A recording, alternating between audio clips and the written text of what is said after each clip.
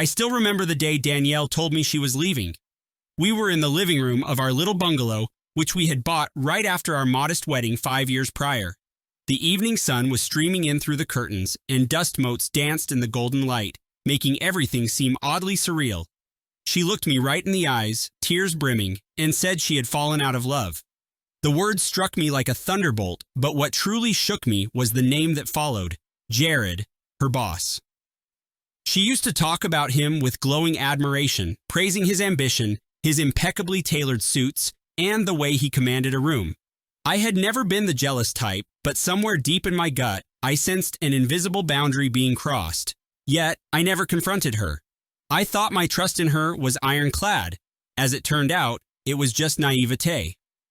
That evening, she told me she was moving out. She had already packed a bag. By the time I realized her fidelity had crumbled, she was gone. I sat in the quiet that followed, every tick of the clock magnified, every breath ragged. I found myself replaying our entire relationship like a highlight reel in my mind. Our first date at that hole-in-the-wall Italian restaurant, the nervous laughter we shared when I fumbled with the ring during my proposal, the promises we made under a canopy of white roses. How could those moments dissolve into thin air? What had I done wrong?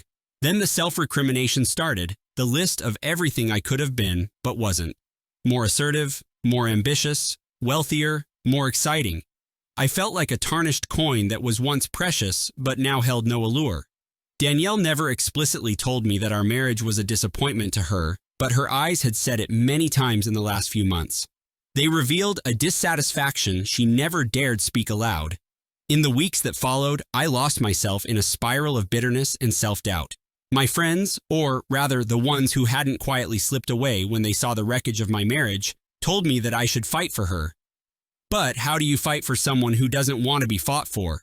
She wasn't returning my calls, and when she finally did pick up, she was curt and distant. The only time we spoke at length was the day she asked for a divorce.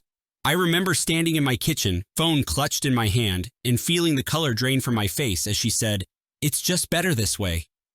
My eyes flicked to the fridge covered in our photos, images of a life I thought I'd be living forever. Within the week, I'd packed all her remaining clothes, her trinkets, and anything that belonged to her into cardboard boxes. I placed them in storage, paying the monthly fee with the last of my savings. When the final papers came, I signed without protest. I told myself I'd let her go because that was what she wanted. But deep down, I also believed I didn't deserve her anymore.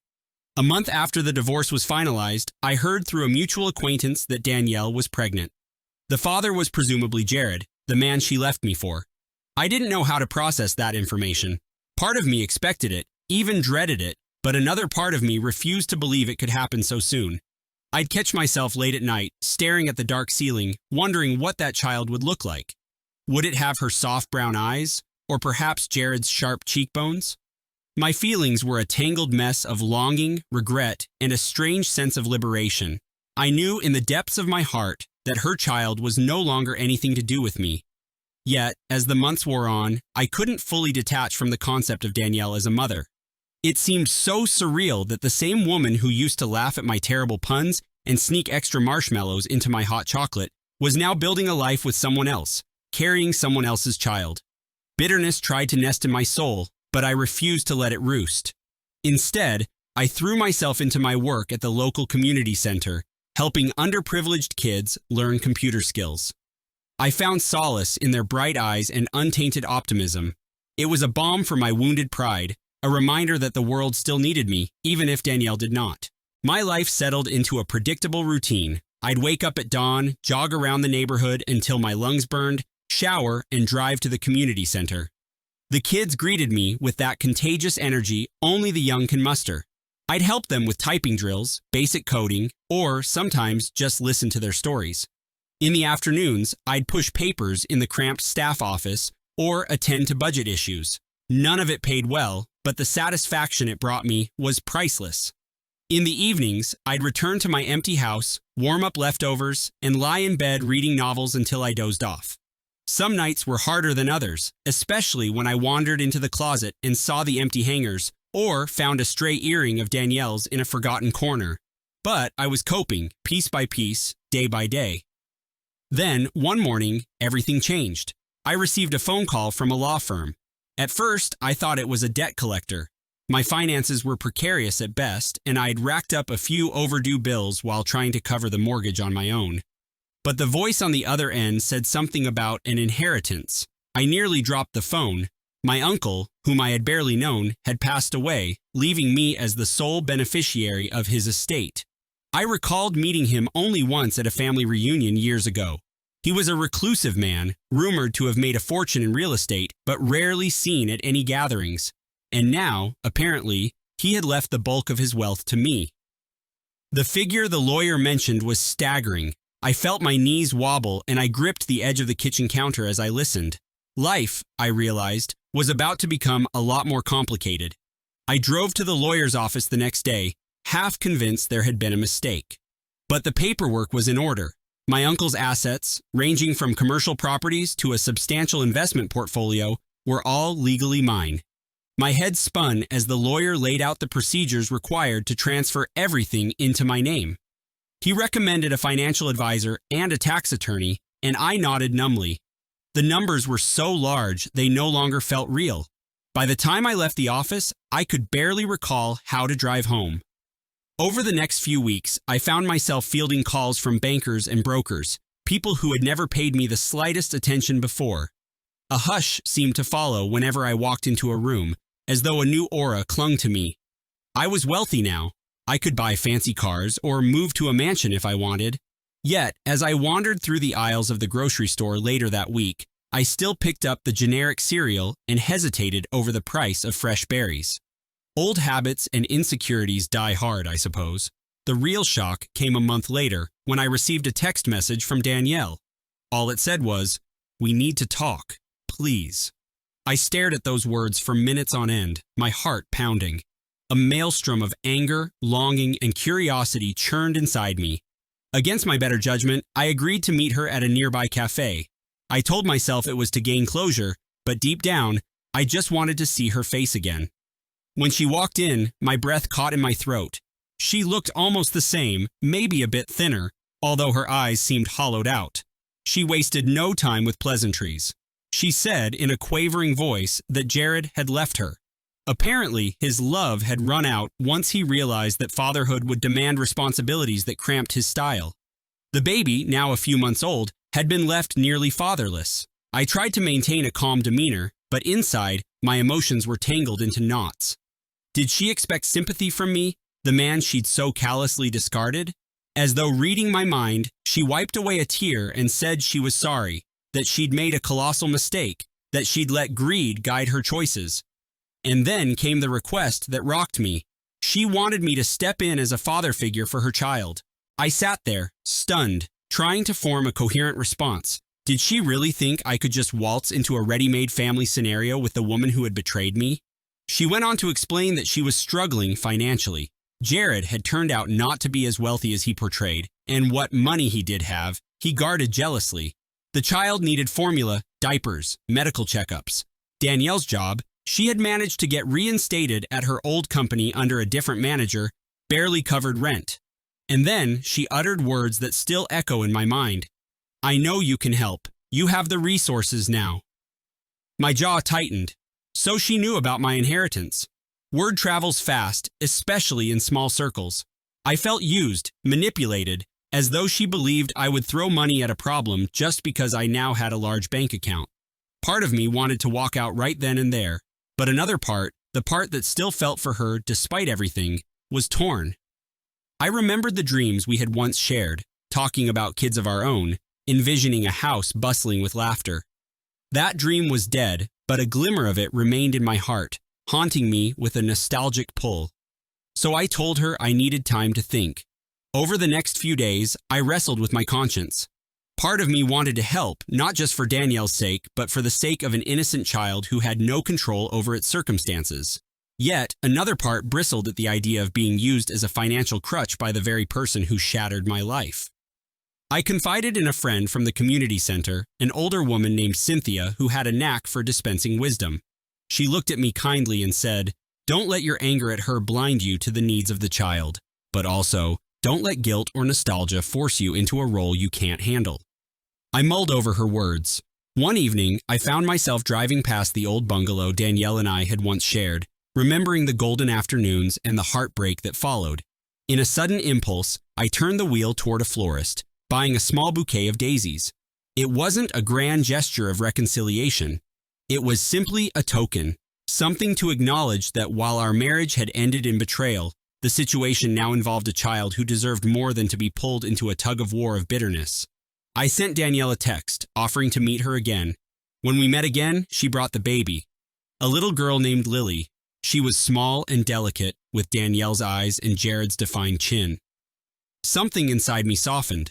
I found myself recalling every conversation Danielle and I had once had about kids, the nursery colors, the bedtime stories, the silly lullabies. A phantom pain gripped my chest, but I didn't show it. Danielle thanked me for coming and apologized again for everything. She didn't push the matter of money immediately, but it hung in the air like a dense fog. Eventually, she asked if I'd be willing to help her get through a rough patch, just until she could manage on her own. Then she said something that made my heart skip. "I miss us. I made a mistake. Can we at least try again?" I stared at her, struggling to breathe. Could I trust her after what she'd done? Would this all unravel once the money dried up, or her prospects improved? My mind whirled. I looked at Lily, who was fidgeting in her carrier, her tiny fists punching the air. My emotions warred with each other. Part of me wanted to wrap them both in my arms and say yes.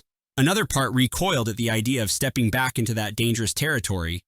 In the end, I told her I could help financially for a while, set up a small trust for Lily, maybe, but that I needed time to see if we could ever be something again. Danielle's eyes glimmered with hope, and she nodded. In the weeks that followed, I found a strange new rhythm. I'd visit Lily occasionally, bringing diapers or formula. Each time, Danielle would seem more contrite, more eager to mend the shattered pieces of our relationship. She'd cook my favorite meals, ask about my day, and occasionally reach out to hold my hand.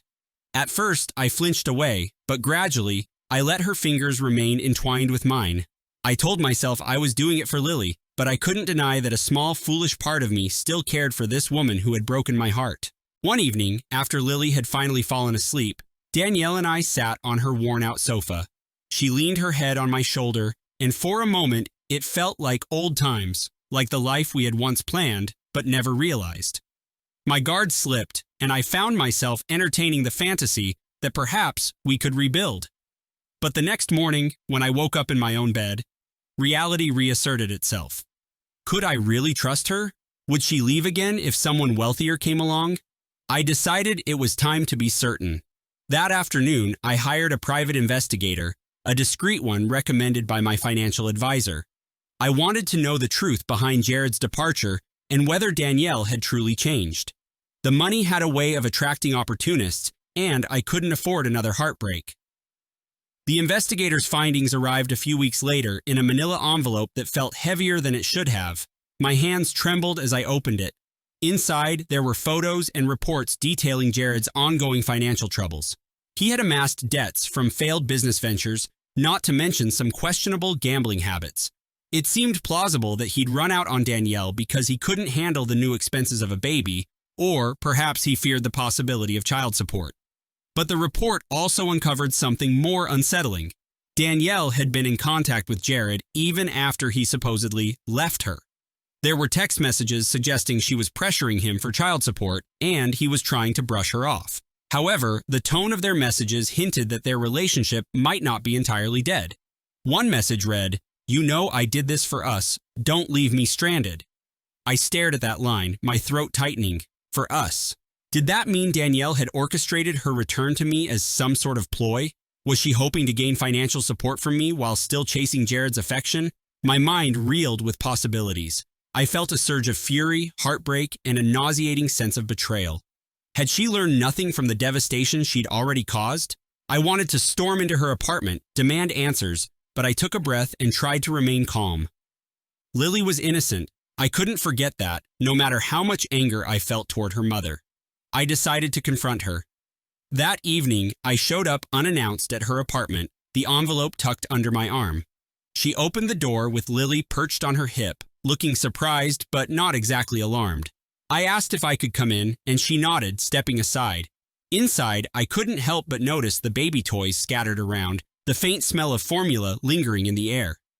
Once Lily was in her crib, I laid out the investigator's report on the coffee table.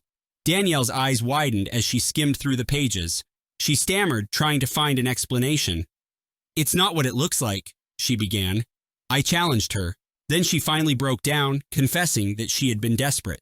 Jared was not giving her any money, and she was drowning in bills. She admitted to sending that text, claiming it was just a ploy to guilt him into helping with child support. She insisted she wasn't trying to two-time me with Jared. Tears flowed freely, and I watched her slump onto the couch, covering her face with shaking hands. My anger subsided a notch, replaced by a heavy sadness. Could she be telling the truth this time? Or was this another layer of manipulation? I couldn't be certain. I looked at Lily's sleeping form in the adjacent room, her tiny chest rising and falling in rhythm. I realized I couldn't let my grudges define my future or hers. I told Danielle I would help support Lily financially, but as for us, I needed proof of her sincerity. Maybe time would reveal whether she truly regretted her betrayal. Maybe it wouldn't. I left without giving her a definitive answer about our relationship. Days turned into weeks, and I haven't yet decided if I can open my heart to her again. But I know one thing. Lily deserves stability, and I intend to provide it. Whether Danielle and I find our way back to each other remains uncertain, a question mark on the edge of my newly inherited fortune.